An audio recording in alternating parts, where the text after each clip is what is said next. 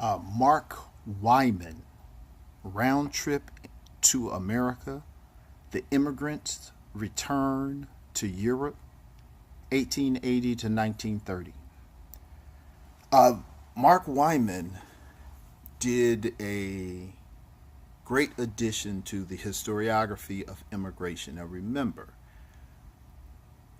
immigration is a huge part of capitalism and racism. To understand where it is to understand the system of our country. That's not a slight against America. I have no issue with my country, but you cannot love something that you don't acknowledge every part of. Okay? So we have to know the country. We cannot say, oh, we're so star spangled awesome that nothing is wrong here or that certain histories didn't apply. These are not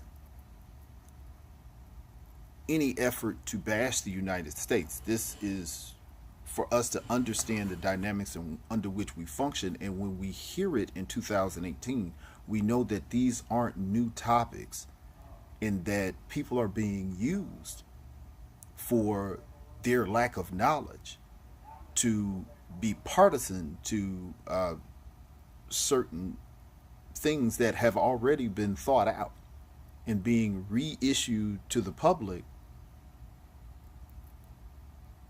as though it's a new occurrence. And because these things have played out before, not only do they know what the issue is, they know what the outcome is going to be.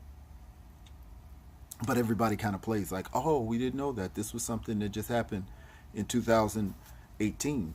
It's almost like when your kids come to tell you a joke that they heard and they thought the joke was brand new, but you had heard the joke for years. And you going, no, I already knew that. But if you didn't know the joke, you'll think it's a new joke too. Well, this is what we're kind of talking about.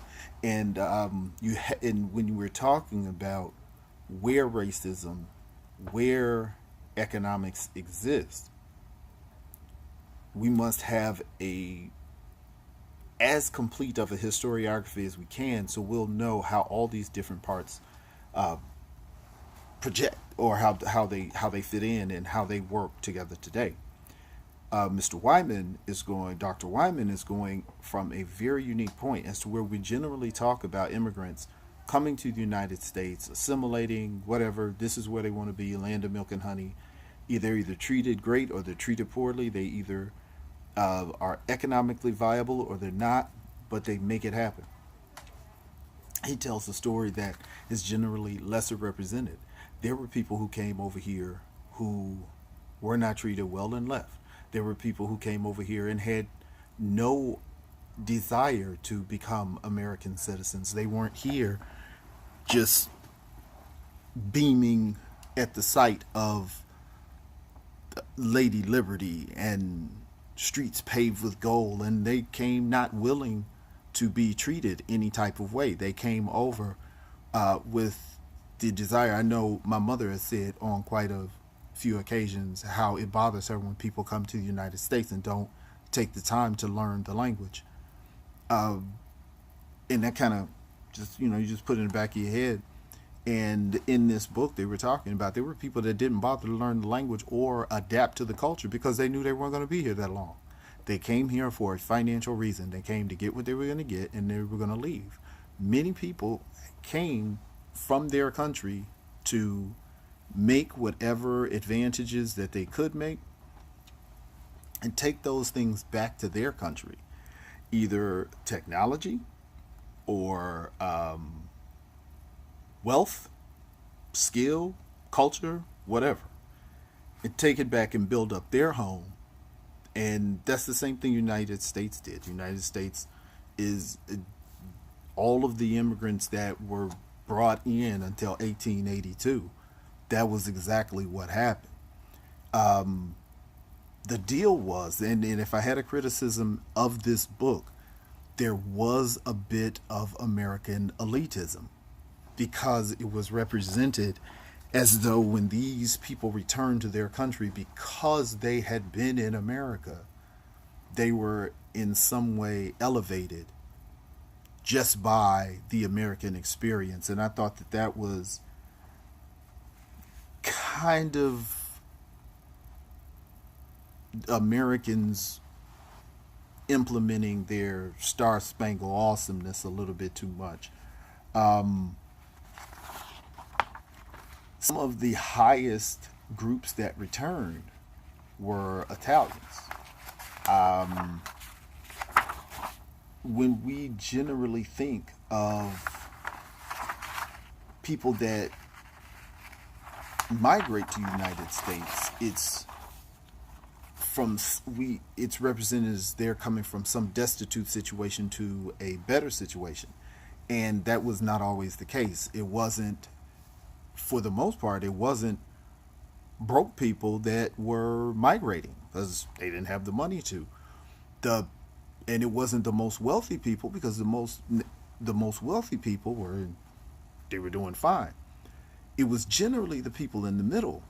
Now, a lot of wealthy people did because they could afford to and they could set up particular businesses and then go back. But that was, again, another reason why the wealthy people were going to go back. But the book was pretty much divided in four parts: immigrants versus migrants. A migrant is a person that's moving. If I have no intention on staying here, I'm just migrating. An immigrant is I'm coming from one place to go to another place. Um, the next was the immigrant's role in the economy. The third part was the immigrant's return and what the immigrant returned with. And then the impact that was had on the United States with the immigrant coming and leaving, and the impact that was on their country when they came back. Because if they came with either textile or skill or artisan capabilities that they brought to the United States. Language. Um, a lot of times the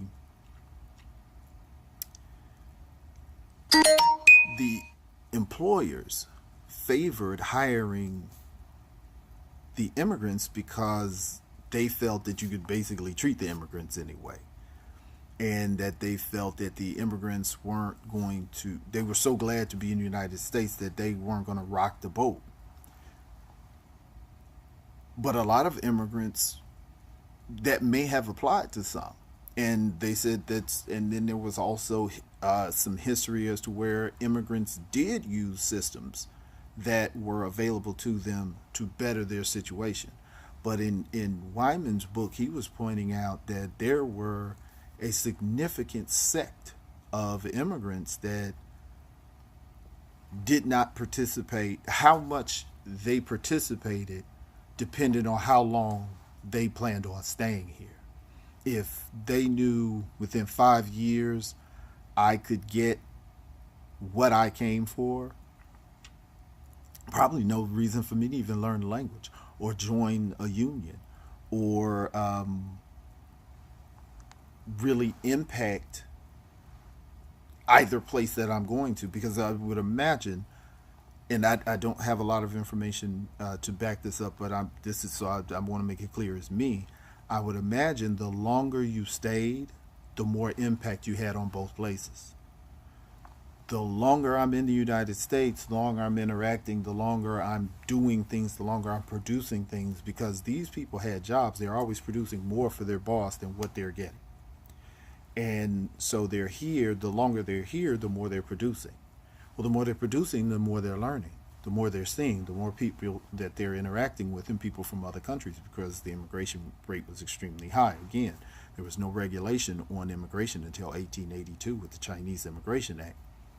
When I go back, the longer I've been here, the more information I have, the more things that I can share with my community when I go back. So again, remember that when we're talking about immigration, it was not the star spangled awesome, everybody's coming here and kissing the ground when they get here. A lot of people came here with an agenda to turn around and go back. And a lot of people did.